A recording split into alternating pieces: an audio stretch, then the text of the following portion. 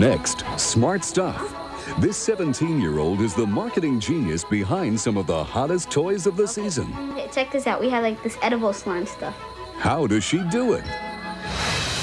Plus, did you see that? Dateline's Picture of the Week. Talk about a meteoric rise. Imagine being a self-made millionaire before you finish high school. If you think this is one of those inspiring Christmas stories, you're right. Yay! Here we go! BALZAC! Just give me a hot, hot Christmas. My very favorite time of the year. It's so much fun! What is it? So much fun! It's BALZAC. And your kids may be asking for it this year.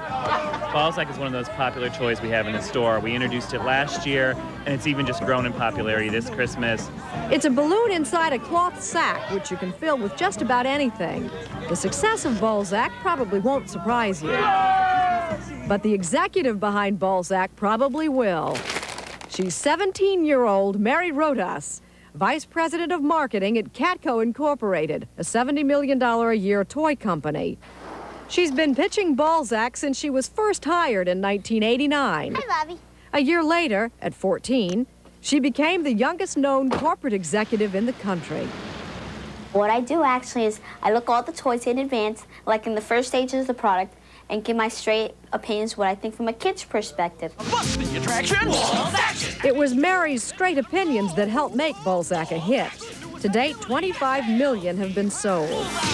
When her boss first came to her with a white balloon ball, Mary liked the toy but thought it looked dull. So I'm just looking at it. It's like, very interesting.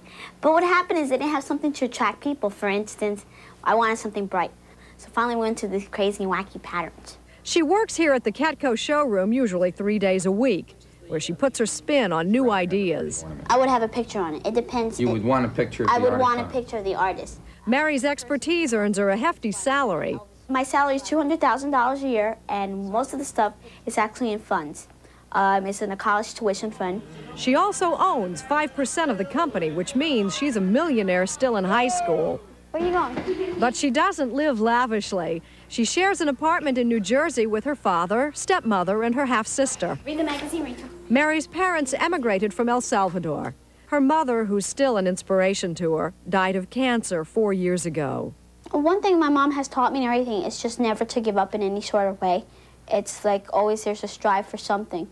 There's always a purpose in life. One thing, I never took anything for granted. I always appreciate what I have.